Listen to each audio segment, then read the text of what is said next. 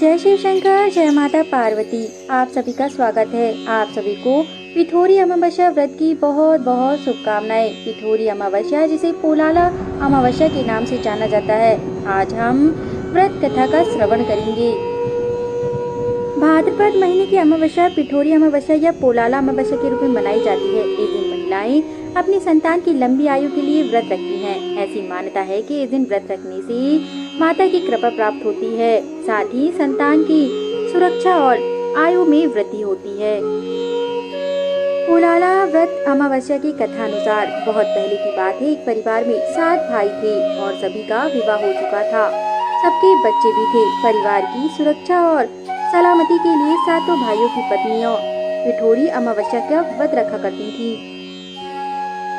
लेकिन जब बड़े भाई की पत्नी ने व्रत रखा तो उनके बेटे की मृत्यु हो गई। दूसरी बार फिर व्रत रखा तो दूसरे बेटे की भी मृत्यु हो गई। 7वें साल भी ऐसा ही हुआ। तब बड़े भाई की पत्नी ने इस बार अपने मृत पुत्र का शव कहीं छिपा दिया। उस समय गांव की कुलदेवी का माँ पोलरमा के गांव के लोगों की रक्षा के लिए पहरा दे रही थी।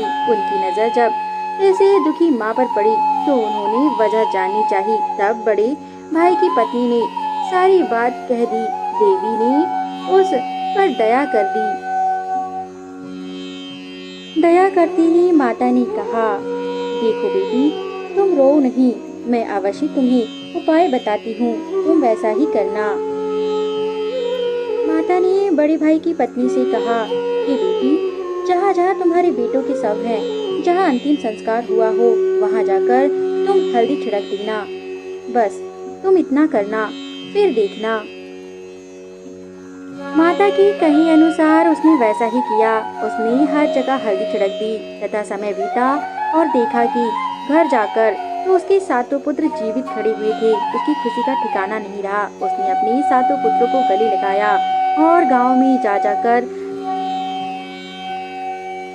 माता की महिमा का गुणगान किया। तभी एक स्त्री आई और कहने लगी, क्या पता तूने कोई टोना टोटका किया हो, क्या पता किस ओर से तेरे पुत्र जीवित हो गए हैं, हमें तो यह सब ढोंग लगता है। बड़े भाई की पत्नी विलाप करते हुए कहने लगी, नहीं दीदी, यह ढोंग नहीं है, माता कुलदेवी ने यह कृपा की है, इसके कारण मेरे आज सातों पुत्र जीवित हो गए हैं। पर वह स्त्री नहीं मानी और सबको भड़काने लगी कि अरे पता नहीं कौन सा टोना टोटका सीख लिया है, जो आकर बड़ी माता की महिमा बता रही है। उसके ऐसे कटु शब्दों को सुनकर माता का उस पर क्रोध हुआ। साथ ही उसके घर में अग्नि प्रज्वलित हो गई। इसकी लपटें इतनी तेज और विशाल थी कि उसका समस्त घर जलकर खाक हो गया। उसमें उसका पुत्र भी समाप्त हो गया। यह देखकर वह विलाप करती हुई बड़ी भाई की पत्नी के पास रोती बिलखती बोली कि बहन, मुझे क्षमा कर दो, मैंने तुम्हारा बड़ा ही उपहास उड़ाया। मैं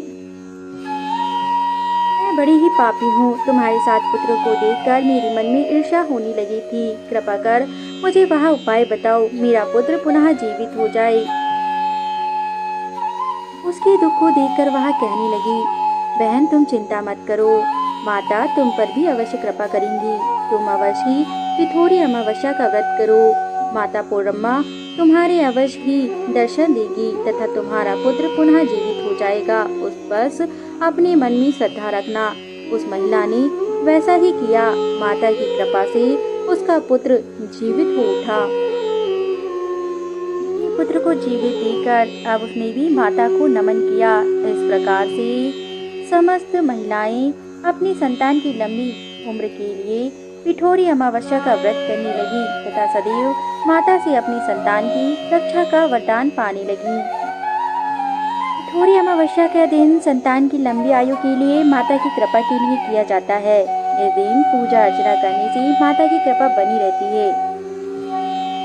जय शिव शंकर, जय माता पार्वती।